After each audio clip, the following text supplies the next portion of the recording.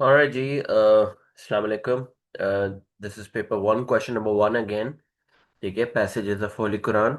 Uh, Now let us see. The actual question that can come in the exam. आपको already अब तो आप familiar हो चुके होंगे. You must be familiar by now that this is the wording for the first question. ठीक है, और 8 mark question होता है। उसमें आपको 3 passages दिए होते हैं, आपने 2 सॉल्व करने होते हैं। ठीक है, ये इस तरह का क्वेश्चन होता है आपके लिए। सही है।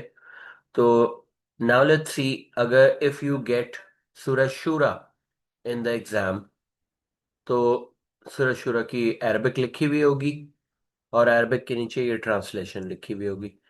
तो वहां क्या सर सूरह शूरा का नाम लिखा हुआ होगा? नहीं। No, you will not get the name of Surah Shura. तो सर हमें कैसे पता चलेगा सूरह शूरा है? You will remember either these first words, ठीक है? You will have to find your own way to memorize, ठीक है? कि आप देखते ही यूं करके फौरन समझ जाएं कि ये तो सूरज शुरा है। ठीक है, for me it works every time. सूरह 42, ठीक है, मैंने ऐसे याद किए हुए हैं। सूरह 6 सूरह नाम है, सूरह 41 सूरह फसीलत है, सूरह 42 सूरह शूरा है, सूरह 2 जो है सूरह बकरा है। ठीक है, तो सूरह 114 सूरह नास है। इस तरह आपको नंबर याद करना होता है। ठीक है, तो नाउ लेट्स सी, अब बात क्या हो रही है यहाँ पे। बिस्मिल्लाहिर्रहमानिर्रहीम। कितनी वर्सेस है? बस 2 वर्सेस है। To him belongs all that is in the heavens and on the earth, and he is the most high and the most great। यहाँ तो बताया जा रहा है कि सभी कुछ अल्लाह का ही है और वो सबसे आला रुतबा और जो है वो अजमत वाला है। अल्लाह का हमेशा माफ फरमाए, मीनिंग कुछ इस तरह का। Verse number 5, the heavens are almost rent as under from above them, and the angels celebrate the praises of their Lord and pray for forgiveness for beings on earth. Behold, verily, Allah is He, the oft forgiving, the oft merciful। Definitely Allah ताला की तारीफ बयान हो रही है और यहाँ उसका बताया जा रहा है कि वो कैसा है। ठीक है, तो this is the translation for you. सही है। अब मेजर थीम नीचे आप देख सकते हैं, मार्किंग स्कीम है ये, कि in order for you to answer this question, इसकी मार्किंग स्कीम ये कह रही है। ठीक है, एग्जामिनर ये पढ़ के बैठेगा आपका आंसर चेक करने। तो ऑब्वियसली आप इसमें से कुछ वर्ड अंडरलाइन कर लें, कुछ इंपॉर्टेंट की वर्ड्स। ठीक है, जैसे ओनर, सही है, क्रिएटेड, ग्रेटनेस, ठीक है, फॉरगिवनेस, ये मोस्ट फॉरगिविंग, मर्सीफुल, इस तरह के वर्ड आप अंडरलाइन कर लें। अब आपके ये वर्ड्स अगर आपके आंसर में नजर आएंगे वहां पे जो है आंसर में, तो एग्जामिनर भी तो यही पढ़ के बैठेगा ना चेक करना। अगर ये वर्ड्स आपके आंसर में नजर आएंगे, तो you have a good chance of earning the respect of examiner. ठीक है, ये एक सिंपल सा क्लू है। अगर आप बाद में बोलेंगे सर ये आप इतनी चीजें बता देते हैं और फिर याद कौन रखे इन चीजों को, और सर इतने सारे पैसेजेस होते हैं, sir this is practically impossible. ऐसा नहीं है। आप जब एक पैसेज आप प्रिपरेशन करते हैं तो कुछ ना कुछ तो प्रिपेयर करके जाएंगे ही ना। आप कुछ ना कुछ तो उसकी प्रिपरेशन करके ही उतरेंगे नहीं, ऐसे ही बस आप सोचेंगे कि भाई मैं ब्लाइंड लक है, कुछ भी लिख देंगे। You have a preparation for everything. ठीक है, तो आपने पैसेज की ट्रांसलेशन को अच्छे से पढ़ा होता है, तो आपने ट्रांसलेशन को फील किया होता है, फिर you have a few things in your mind. Obviously आप प्लान लेके ही उतरते हैं ना। ठीक है, तो आई वुड सजेस्ट कि यहाँ से कुछ वर्ड्स आप ऐसे आपके माइंड में होने चाहिए, एक दो वर्ड्स जो आपके आंसर में नजर आए। वैसे तो आपको जो है इसके ट्रांसलेशन के बहुत करीब रहना होता है। नाउ लेट्स सी सूरह शूरा। ठीक है, तो अब इसको अगर हम सॉल्व करते, I had told you before, हर वर्स को रेस्पेक्ट देनी है। I had told you before, हर वर्स के हर पोर्शन को रेस्पेक्ट देनी है। ठीक है, एग्जामिनर ये इसकी जो वजाहत है, इसकी मेजर थीम, हजारों उलमा ने हजारों बुक्स लिखी हैं, वो कहीं से भी पढ़ सकता है। ठीक है ना, उसको आपकी जरूरत नहीं है। लेकिन why is he checking your answer, why is he interested in your answer? वो ये देखना चाहता है आपको क्या समझ में आया। तो आपने ऐसे लिखना है कि एग्जामिनर को समझाने के लिए, कि जैसे एग्जामिनर को नहीं पता और मेरे आंसर को पढ़ के ही उसको समझ में आएगा कि वर्स नंबर 4 और 5 क्या है। ठीक है।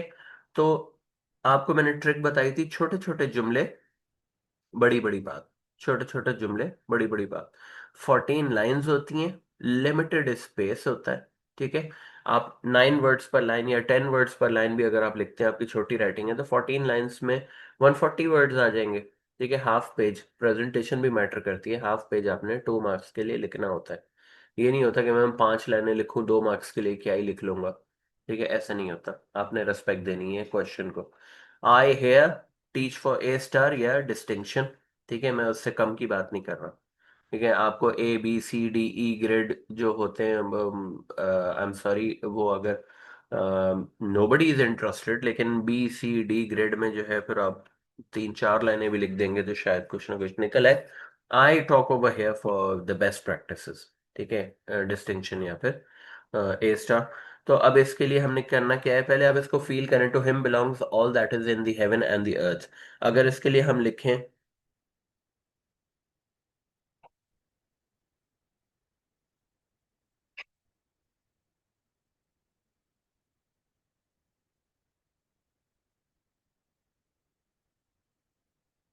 ठीक है, Allah is the true owner and controller of everything.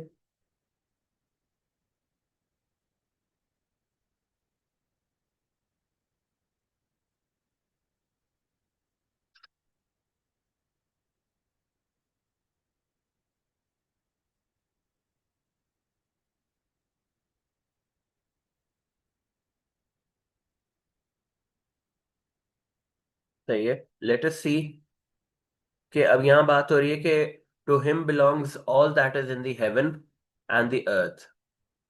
ठीक है।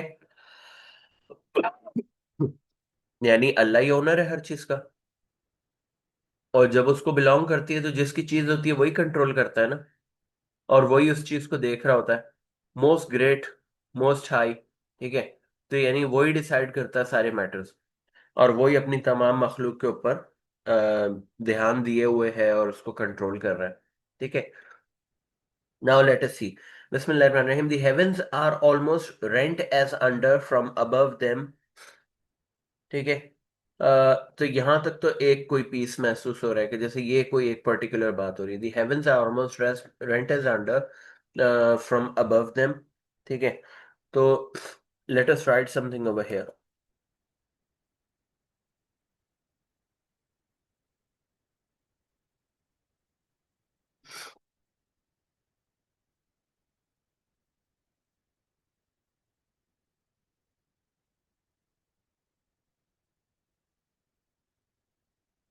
सही है। Allah's majestic power above the skies is too much to bear।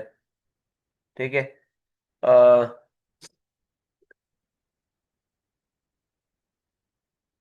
अगर मैं ये ऐड कर लूं यहाँ पे, the skies are at the verge of bursting from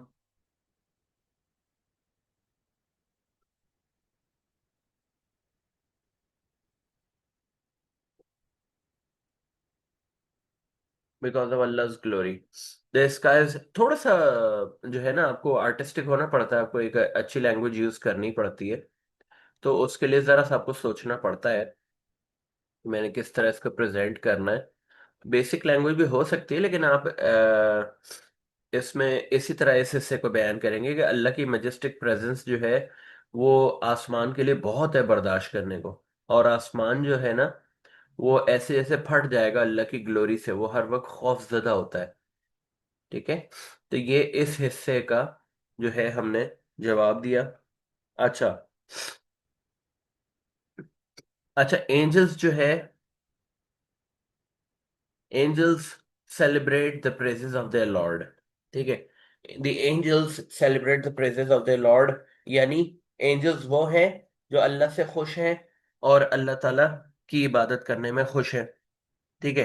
तो फिर जो है हम यहाँ क्या मेंशन कर सकते हैं?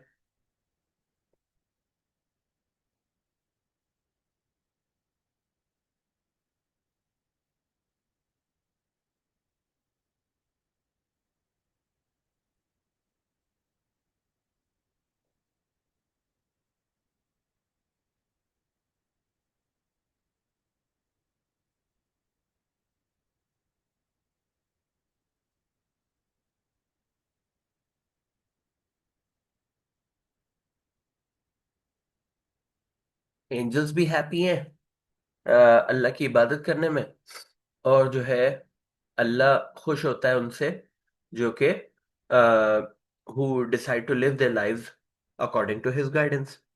ठीक है। अच्छा।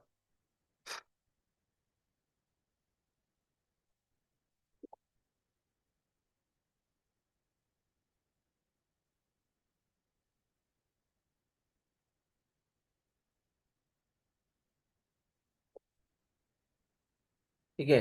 तो अब many creations invite his wrath by evil way of life.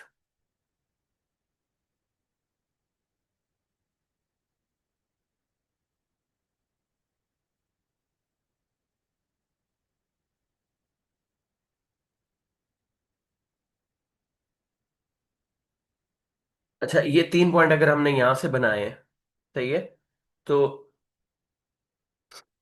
Would you think, do you really think कि ये द आंसर ये सपोर्ट कर रहा है आपको, इस हिस्से को? तो यू नीड टू अंडरस्टैंड कि आपको हर पोर्शन का एक कुछ ना कुछ एक आइडिया देना है। ठीक है।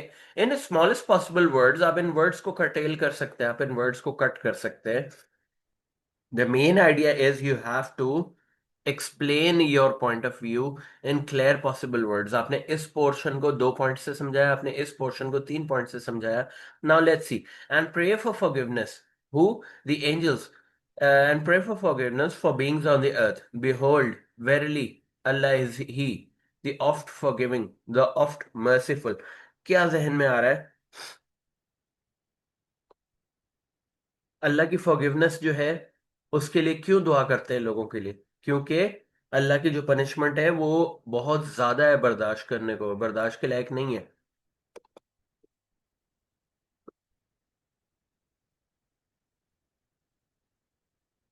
ठीक है। Allah punishment is too much to bear.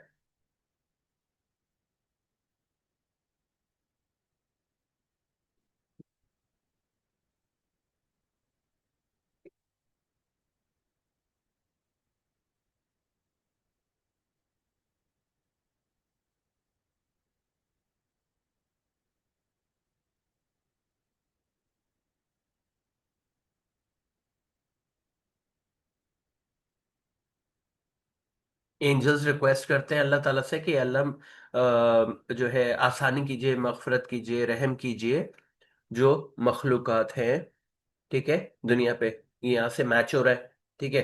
अल्लाह की जो पनिशमेंट है वो बर्दाश्त के लायक नहीं है। ठीक है। और स्काइज जो है वो खौफजदा होते हैं, कांपते हैं अल्लाह के खौफ से। ठीक है।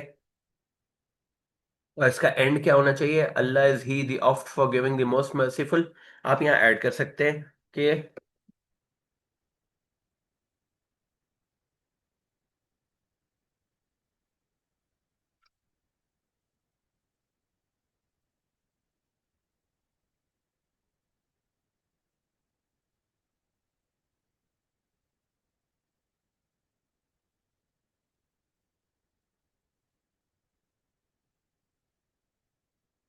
सही है। तो Allah is oft forgiving to those who turn to him and seek pardon after they commit evil acts। सही है। तो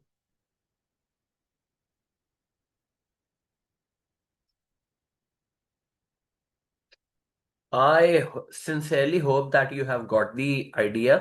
ठीक है। तो अब इसको आपने कट करना है। ठीक है। If you really think that you can cut some words from over here, you are more than welcome.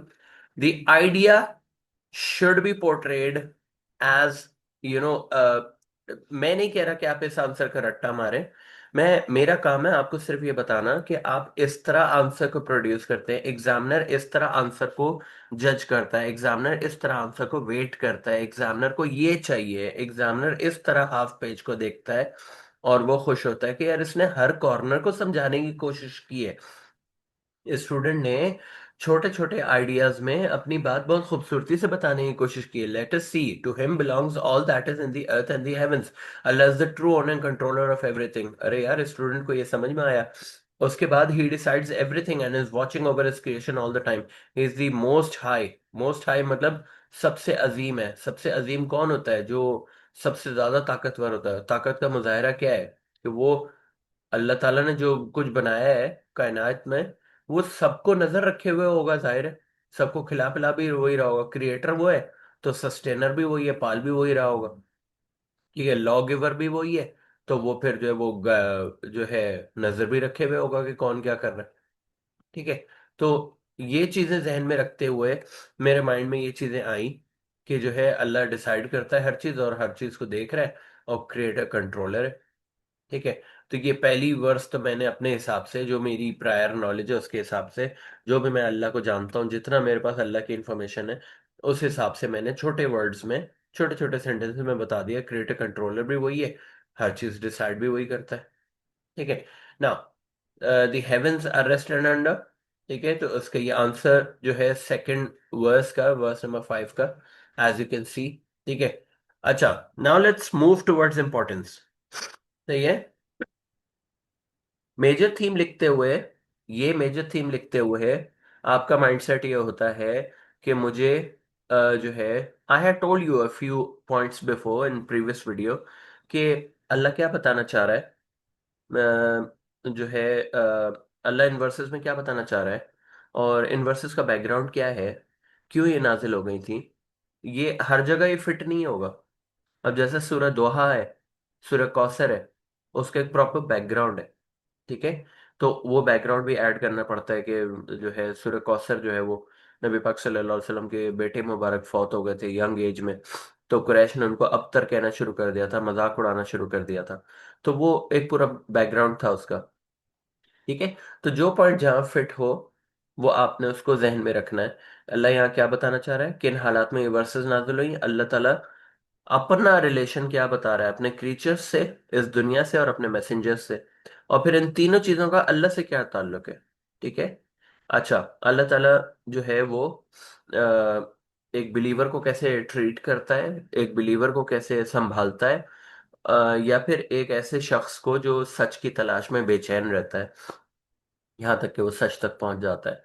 ठीक है। तो ये पॉइंट्स आपके माइंड में होंगे तो आप इस तरह एक आंसर बना सकेंगे। ठीक है। इंपॉर्टेंस में क्या लिखना होता है, अल्लाह का शुक्र है ये वर्सेस नाजिल हुई, मुझे ये सीखने को मिला कि क्या पहला पॉइंट आपके जहन में क्या आ रहा है? To him belongs all that is in the heavens and the अर्थ।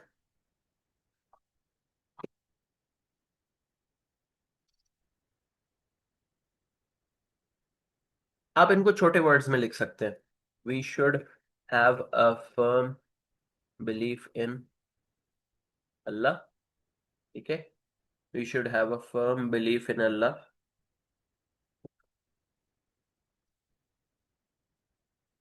सही है।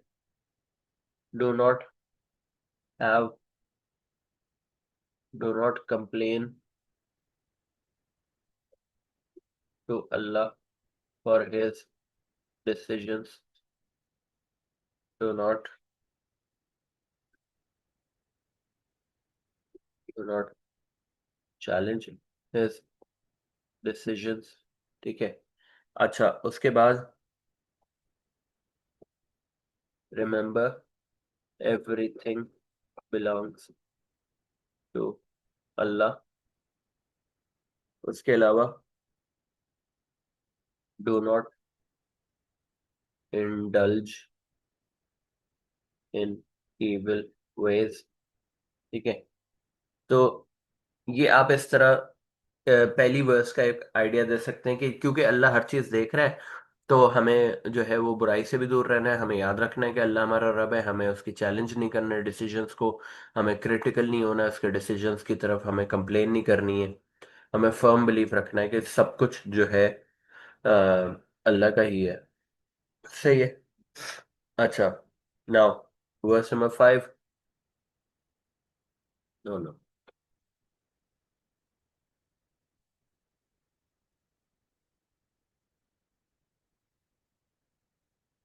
ओके, तो now let's see. The heavens are almost rent asunder from above them. ठीक है, तो ये जब हमें बताया जा रहा है ये पोर्शन, तो हमें क्या सीखने को मिल रहा है?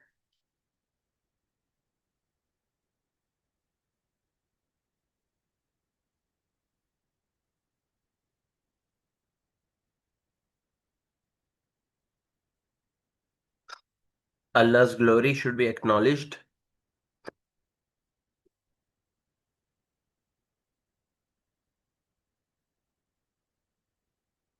through acts of worship। ठीक है,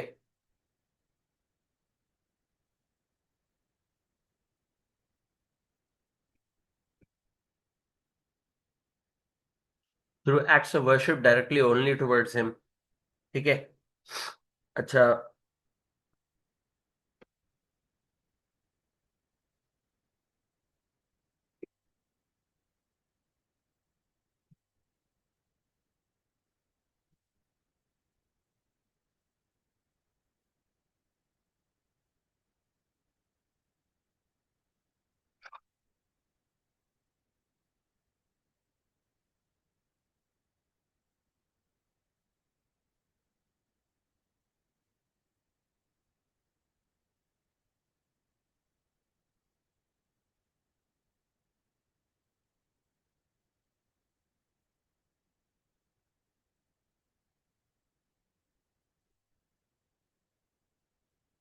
always turn to Allah for forgiveness and help against Satan.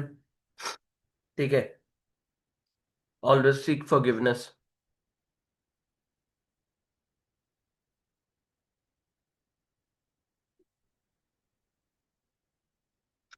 ठीक है, तो Allah's glory should be acknowledged as we know over here.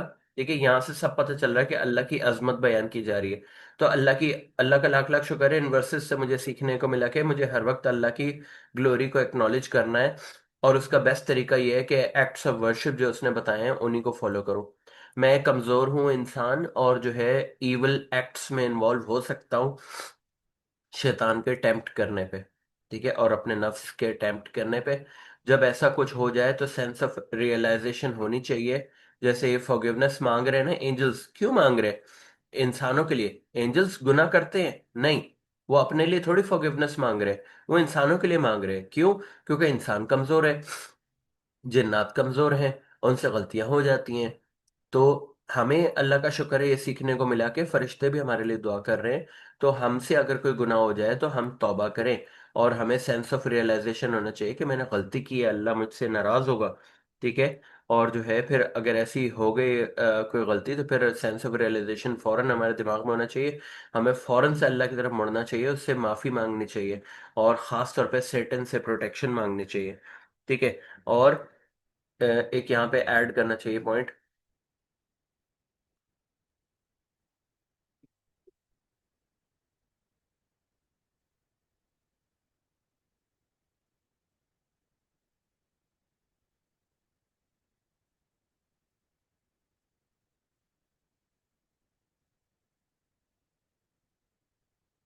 अच्छा, now we should have a firm desire of not repeating evil acts again. तो अब यहाँ पे क्या क्या बात हो रही थी कि अल्लाह का बताया जा रहा है कि वो आसमान जो है कांपता है अल्लाह के डर से, कि अल्लाह उसके ऊपर है। और एंजल्स जो है वो सेलिब्रेट करते हैं, प्रेजेस यानी अल्लाह की तारीफ बयान करते, थकते नहीं है। ठीक है। तो जब वो थकते नहीं है, तो फिर आप भी यहाँ ऐड कर सकते हैं कि we should Allah's glory should be acknowledge. आपने ऐड ऑलरेडी कर दिया है ना, इतना टाइम होता है ना, इतनी स्पेस। तो ऑब्वियसली आपने यहाँ एक पॉइंट ऐड कर दिया कि अल्लाह की ग्लोरी जो है ना उसको एक्नॉलेज करना चाहिए through acts of worship, directly directed only towards him. ठीक है, तो ये इतने हिस्से को आपने एक कवर किया है। ठीक है। तो आप यहाँ एक ऐड कर सकते हैं कि जैसे आसमान डरता है, तो हमें भी डरना चाहिए अल्लाह से। ठीक है। मतलब ये कि हमारा रब है, तो उसका हक बनता है कि हम उससे जो है मतलब ये कि अल्लाह ताला जो है बड़ा गफूर रहीम है, लेकिन हमारा एक इखलाकन एक जिम्मेदारी बनती है कि हम अल्लाह का खौफ दिल में रखें। ठीक है ना, इसी को तकवा कहते हैं। ठीक है, तो अब एंजल्स जो है अल्लाह की तारीफ बयान करते हैं, तो हमें भी यहाँ पे ये हमने इसमें बता दिया इस पॉइंट में कि हमें अल्लाह की तारीफ नॉन स्टॉप बयान करनी चाहिए। ठीक है। अच्छा, फिर वो फॉरगिवनेस मांग रहे हैं इंसानों के लिए, यानी वो इंसानों जिन्नात के लिए जिनके पास नफ्स है, उनके लिए फॉरगिवनेस मांगते हैं। और वो क्यों मांगते हैं? क्योंकि इंसान कमजोर है। तो आपने यह बताना है, असल में हम कमजोर होते हैं, हमसे हो जाती हैं गलतियां। अगर गलतियां हो जाए तो हमें सेंस ऑफ रियलाइजेशन होना चाहिए कि हमसे कोई गड़बड़ हो गई है। फिर अल्लाह से तौबा मांगे और शैतान से पनाह मांगे, अल्लाह से फॉरगिवनेस मांगे और ये फर्म डिजायर रखें कि दोबारा ये नहीं करना है। ठीक है, यही तौबा का मकसद होता है। सही है।